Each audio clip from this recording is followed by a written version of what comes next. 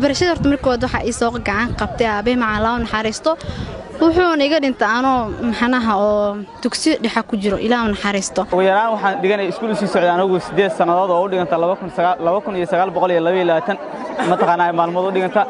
aad aan ugu faraxsanaa maanta yarka taagana cirka marooya si dareemi xagee maroosa ku jira 27kii bishan aynu ku jirno sanadan 2023 waxaa guud ahaanba deegaanada Soomaalida looga fariistay imtixaanka fasalka 12aad ee dugsiga sare kaasi oo ay u fariisteen ku dhawaad 34,000 oo arday oo imtixaanka ku galayay gobolada dalka iyo gobolka Banaadir maanta oo taariikhdu mar kale ay tahay 31 isla bisha shanaad sanada 2023 waxaa guud ahaanba si wada jir u soo gabagaboway imtixaankii ay ardaydu sabtigii la soo dhaafay ama 27kii bishan ay u fariisteen maanta ardayda wajiyadooda way ka duwan yihiin maalmo badan iyo sanado badan oo ay soo mareen maadaama maanta uu soo gabagaboobay imtixaanka fasalka 12aad ama heerka koowaad ee waxbarashada inkastoo ardaydu aysan wali helin natiijada muddo bilooyin ahna ay sugi doonaan maanta farxadoodu waa mid aad u sareysa waxayna ka nasanayaan maanta laga bilaabo habeenno badan oo ay soo jeedeen iyo maalmo ay qalinka iyo warqadda ku mashquulsanaayeen halka aan kala hadlayo waa mid ka mid ah deegaanada Galmudug gaar ahaan degmada Guraceel ee gobolka Galgaduud oo ah xarunta ganacsiga dawlad goboleedka Galmudug Guraceel oo ah halka goob ahaan aan haatan kala hadlayo waxa imtixaanka u fariistay ku dhawaad 500 oo arday kuwaasi oo imtixaanka ku galay laba xarimood oo ku yaala degmada Guraceel kalana ah iskuulka Umar bin Cabdicasiis iyo sidoo kale iskuulka Almaamuun ahna labada iskuul ee baaxad ahaan ugu weyn iskuulada ku yaala degmada Guraceel ee gobolka Galgaduud xogsida TV waxay maanta muuqaal baahiyaha la dhex qaaday ardaydii degmada Guraceel oo ugu soo gabagaboobay imtixaanka waxa ayna marka koobaad u mahad celiyeen Allah subhanahu wa ta'ala oo u suurta galiyay in ay heerkan soo gaaraan sidoo kalena cid walba oo saameyn ku leh waxbarashadooda ayay uga mahad celiyeen dadaalkii ay ku soo bixiyeen ardayda ayaa ugu dambeyn sheegay in imtixaanka natiijo wanaagsan ka rajeynayaan isla markaana bilaha ay sugayaan natiijada ay u noqon doonaan bilo farxadeed oo ay natiijadooda ku sugan waxaan maanta aad ugu faraxsanahay inuu ii soo gabagaboobay imtixaankii form 4ka oo nagu soo gabagaboobay xarunta Umar bin Cabdicasiis runtii waxa farxad weyn ah in waxbarasho 2014kii ii soo bilaabatay in maanta ku gabagabaynayo ma taqaanaa yani sanadkii ugu dambeeyay ana rajeynayo higsi ah insha Allah inaan ku biiro waxbarashada qaybteeda labaad ee jaamacadda waxaan u mahad celinayaa iskuulkaygii iyo ma taqaanaa iyo macallimiintaydii waqti ugu soo bixiyay haday ahaa lahayd kuwii dugsiga hoose kuwii dugsiga dhexe iyo kuwii dugsiga sare intaba waxaan insha Allah ka shaqeyn doonaa in maaragtay ayagana amaalkooda aan gudno qof kasto ma taqaanaa maalmaha kamid ah waxbarashadanada ama qof aqoontiisa wax ku kaabay ama wax ku daray waxaan rajeynaynaa insha Allah in asaguna amal marin fiican Ilaahay uu siiyo insha Allah run ahaantii aad iyo aad ayaan ugu faraxsanahay imtixaanka oo noo bilowday haddana noo dhamaaday run ahaantii waa guul ugu farxo anoo ka socdo iskuulka Aisha Primary and Secondary School magaalada Guraceel waxaan ku faraxsanahay in iskuulkeena insha Allah kaalin soo hoyi doono oo ka soo muuqan doono 10 arday ee ugu horeydo Soomaaliya ما شاء الله أنا حنبليان كلنا هاي وحنا كون فرحنا إن المنطقة قريب كتاي أرضي وامتحان كل سوق جبجبوبي كل وقت 8 سنة أياد وحسوب برنيسي أو بوق يقلل أو وقت قاعدوها ما أنت درين كويتي وكدوين هاي كوي صدق كبيش عشان الله بكون سدح يلا باطن وحكون سوق جبجبوبي امتحان كي إلا أنت سياسة من كل هاي وحبرشة هذا مركي لقى صوت تجو الله كسكو يا سامي كلها امتحان كذا وضمانته سيجار يسجد بقوم هالعلنا يسا. هنا أنت لا يا هالعلنا يا الحمد لله هنا أنت waxbarashada ii soo dhamaatay oo ku faraxsanaani waxa ay soo garab istaagay dad badan run ahaantii aan halkan ku soo koobi garin waxa ugu horeeyay waalidiintayda aabahay Cabdi Cabdi iyo hooyada Marin Faarax waxa sidoo kale u mahad celinaya halkan maamulaha iskuulka Aisha Primary Secondary School ustaad Cabdinaasir Ciise Carab sidoo kale halkan waxa ugu mahad celinayaa dhammaan macallimiinta iskuulka Aisha sidoo kale halkan waxa ugu mahad celinayaa asxaabta iskuulka Aisha guud ahaan gaar ahaan ardayda ugu galaaska ah in badan soo garab istaagtay waa maasantiin ragina ka socda TV-ga xogsida aad ayaan kaga mahad celinayaa inay maanta oo ay tahay maalintanadii aad goobtii aan imtixaan ku galnay waxna ku soo barnay aad wareysi noo yeelataan waa qayb kamid ah waxbarashadeena haddii aynu ku bilowno intii aan wax ka soo baranaynay aniga waxaan wax ka soo bartay dugsiga Cumar bin Cabdicasiis dana ahay xarunta iyo goobta imtixaanku galayay dugsiga Cumar bin Cabdicasiis waxaan u mahad celinayaa macallimiinta dhiga dhammaan labada xarunood ee dugsiga Cumar bin Cabdicasiis maadaama labada xarun baan aniga soo maray waxaan u mahad celinayaa dhammaan kormeerka ka imaad Muqdisho ka oo sida imtixaanka asagoo oo baawr u haysan aan ku xadgudbin ardada ilaalinayna sharafka iyo karaamada asagoo oo haysta shaqada iyo wixii loo soo igmadayna qaabkooda u fuliyay laakiin aan ardada wax xadgudub aan u geysan qofka sanan qanacis ku dhaqmay aad ayaan ugu mahad celinaynaa mar labaad kormeerka oo si wanaagsan oo dhaqmay talabaad waxaan mahad celinaynaa maamulka iyo macallimiinta dugsiga Cumar bin Cabdicasiis si guud waxaan mahad celinayaa dhammaan macallimiinta ku nool degmada Gurceel ee soo wax bartay ardada 500 ku dhow oo asbuucan imtixaan ku socday farxaday ii tahay inaan muddo 8 sano iyo wax la socda kadib aan soo gabagabeeyay ayaankii waxbarasho ee dugsiga hoose dhexe iyo sare waxaan rajaynayaa in hore u sugi doono waxaan mahad celinayaa dhammaan ardada waxay la soo baratay inta aan isku galaaska ahayn iyo intii aan markii imtixaanku socday gaar haddana isku fasal noqonay waxaan filayaa maalmihii farxadeena waa bilaabatay dibna warqadda iyo qalinku waxay dib ugu noqon doonaan wasaaradda maadaama warqaddu ay ka imaatay wasaaradda dib ay ugu noqon doonaan waxaan ka rajaynayaa natiijo wanaagsan maadooyinka soo galnay dhammaantood waxaan rajaynayaa dhibco wanaagsan saan u shaqeeyay markaan fiiriyo waxaan aad ugu mahad celinayaa TV-ga xogside magacaygu waa Maxamed Daahir dhigtana iskuul Sheekh Jilaani maanta waxaan aad ugu faraxsanahay inaan imtixaankeena oo si sharaf leh qurux badan oo aad u firfircoon oo nooga soo dhamaaday waxaan u mahad celinayaa dhammaan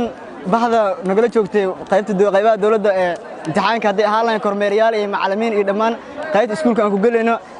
waxaan aad ugu faraxsanahay maanta inuu inoo soo dhamaado waqtigeennii toddobaadka ahaa ee imtixaankii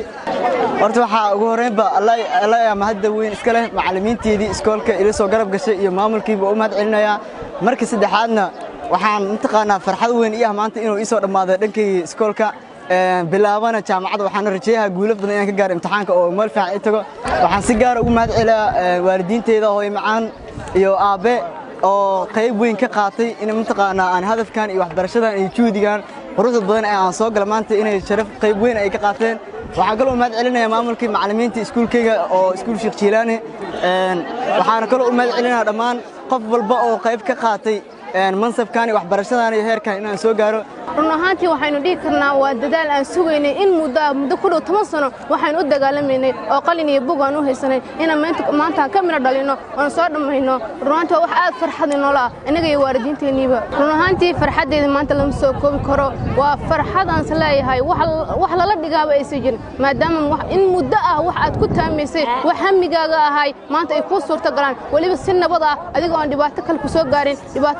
dhibaato ka wax yeelaysa waxbarashadaadii ka reebto adiga aan helin inaad si nabad leh waxbarashadaadu dhameeyo run ahaantii wax farxad leh waxaan u mahad celinayaa in alle iyo intii imtixaanka la gashay si nabad ah ugu soo dhamaaday waxaan leeyahay run ahaantii waxaynu gaarnay guul aan inta muddo aan ku taameynay ilaahayna nala garab galo meel kasta aan ku dhaafno sidaan isi ka sahlanba run ahaantii Allah ka soo waxa waxbarashadeeda in kaalin mugla ka qaatay aabbahay iyo hooyaday macaan in aabba Cali Diiri Wardheere iyo hooyo Ubax Cabdi Dhoore sidoo kale waxa waxbarashadan kaalin mugla igu siiyay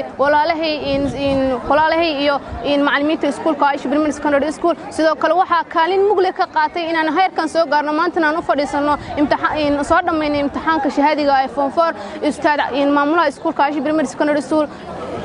in ustaad Abdinaasir Isa Arab waxaana leenahay waxaananay ubaxa in muddo sugaysay inuu soo baxo inay maxay ahaato oo maanta u fadhiisto kaalin waxaan maanta aan ka shaqeynay oo imtixaan u galnaa waa waxa uu soo baray ee ma aha waxa meel in kii ka soo qaadan waxaana leenahay kun iyo koow jeer oo maasantahay mudane marka koowaad waxaan u mahad celinayaa TV-ga xogside oo mataqaanaa xafiiskiisa degmada Gurceel ayaan u mahad celinayaa iyo dhalinyarada ka shaqeeya wariyaashaba magacaygu waa Cumar Cabdi Shire waxaan ka socdaa iskuulka Al-Maamuun Al-Asari maanta ay 4 taariikhda ku beegantahay 31 bishii shanaad 2023 waxaan noo soo gabagaboobay imtixaankii shahaadiga ah ama fasalkii ugu dambeeyay ee 12 fasal ee waxbarashada aan soo dhiganaynay ugu yaraan waxaan dhiganay iskuul sii socdaan ugu 8 sanadood oo u dhiganta 2922 mataqaanaa maalmood u dhiganta maanta u dambeeyay ayuu soo gabagaboobay alxamdulillah ilaahay maanta u naqayay ay baweynu naabuuray rabka u kooda waxa iga siiyay aabahay macaana ilaahay dambigiisa iyo dambiga waalidkiisa Allah dhaafo waxa sidaas oo kale maartay iga wehelinay hooyaday iyo maartay qaraabadayda iyo macallimiinteedii iyo maamulkaygii iskuulka ugu koowaad waxbarashada ka soo bilaabay iskuulka Mustaqbal Primary asaa ayaan halkaan uga mahadnaqayaa 365 cisho kaliya dhiganay iskuulkaas oo hal sano u dhiganta 3 bishii 6 2015 iskuulka ku biiray 3 bishii 2016 waa ka soo wareegay Maamuna galay 3 bishii 6 2023 waxa ka dhimay 2 maalmood Khamiistii Jimcaha oo ku beegan sidii sanadkeedii kale waalidiintii warcaliyay iyo maamulka imtixaanka waday macallimiinta dhammaan oo madcelinaya waxa ka mid ah ardayda sanadkan soo gabagabay imtixaanka fasalka 12aad ee dugsiga sare ma ka rajaynaysaa imtixaanka insha Allah guul fiican ka rajaynaya wariyo dhoore waa maasantahay maanta aad u faraxsanahay hadii aan nahay ardayda sanadkan ka qalin jabinaysa dhammaan fanfoorada ama dugsiyada sare ee dalka waxaan aad ugu faraxsanahay in maanta noo soo gabagabo imtixaankii noo soo bilowday 27 bishan sidoo kale waxaan aad ugu faraxsanahay inay noo soo gabagabowdo waxbarashada ku soo jirnay muddo ku dhawaad 10 sano iyo ka badan ah waxaan kaloo rabaa halkaan inaan fursadaan uga faa'iideysto inaan u mahadceliyo dhammaan dadkii ka qayb qaatay ama kaalinta ku lahaay inaan maanta heerkan soo gaarno ka fanfoor ahaan waxaan rabaa inaan u mahadceliyo dhammaan macallimiintii waalidiintii iyo dadkii nagu soo tacbay ilaa halkaan soo gaarsiiyay sidoo kale waxaan rabaa inaan fursadaan uga faa'iideysto inaan iraado dhammaan ardayda Soomaaliyeed ee fanfoorka in sanadkan u rajaynayo guul inay dhibco iyo waxyaabo ay mataqaanaa kaalmo fiican ay ka gaaraan imtixaanka haduu Ilaahay idmo magacaygu waa Xuseen Xasan dareenkayga maanta ma wala soo goobi karo sababta aad u faraxsanahay ani asxaabteedin aad u faraxsanahay markood waxa wada mahadcelina dhammaan familkayga aabayaal familkiisa iyo hooyaal familkooda dhamaantood waxbarashada horta markood waxa ay soo gacan qabtay aabe macallin naxariisto wuxuu iga dhintay anoo maxanaha oo dugsi dhexa ku jiro Ilaahay naxariisto intaas kadibna labada famil way soo gacan qabteen aad ugu mahadcelinaya qaasatan familka oo maxaa la sheego abtiyaasha hadda kaalin weyn ay ka qaateen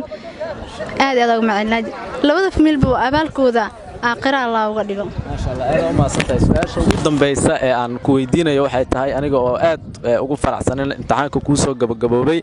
maanta imtixaankii uu soo gabagaboobay heer labaad ayaad u gudbi doontaa heerka koowaad waxbarashada ayaad ka gudbi doontaa natiijadii dabcan bila ayaad sugi doontaa maxaad rajaynaysaa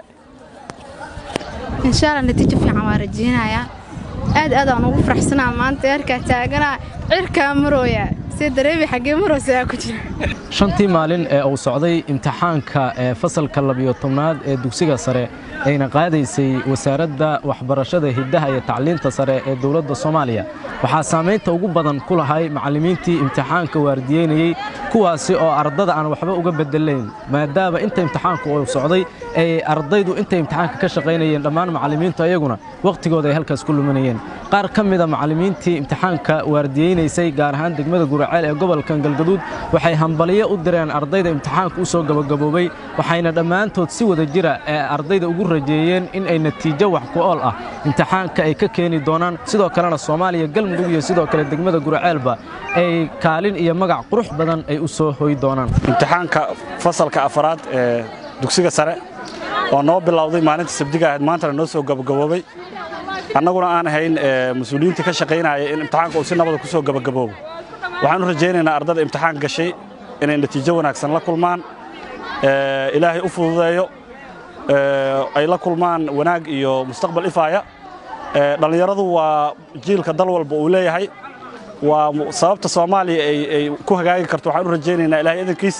inay guuleystaan haddaan nahay macallimiinta dadkii ustaad ardada soo saaray oo hadda nala jooga qaarkood nala jooga ayagana uga mahadcelinaynaa dhammaan waxa weeye ka soo qaybgalayaasha imtixaanka waxa weeye qaybahooda kala duwan qof walba kaalin oo ku lahaa aad bay ugu mahadsan yihiin waxa weeye waxaan u rajaynaynaa ardayda waxa weeye sanadkan imtixaanka gashay dhammaan Soomaaliya guud ahaan inay kaalin weyn oo mugle ay ka gali doonaan insha Allah dhamaantood waxaan u rajaynaynaa guul waxay mahad u sugnaatay Ilaahay subhanahu wa ta'ala noo dhameeyay imtixaankii noo soo bilowday maalinkii Sabtida ahay noona dhamaaday maanta Arbaca ah si nabadana noogu dhamaaday inta kadib waxaan u rajaynayaa ardadayna sharafta leh Soomaaliya dhammaan guud ahaan ardada ka gashay imtixaanka 12aad ee fasalka 12aad ardada gashay fanfoorka waxaan u rajaynaynaa inay guul fiican ka gaaraan gaar ahaan ardada ka gashay galmudug dhammaantood waxaan u rajaynaynaa guul ay ku farxaan insha Allah. waa farxad in si wada jira guud ahaanba deegaanada Soomaalida ay maanta imtixaanka ardaydu si toos ah ugu soo gabagaboobo waxaana sanadkan imtixaanka u fariisatay arday tiradoodu ay ku dhowdahay 34,000 oo arday.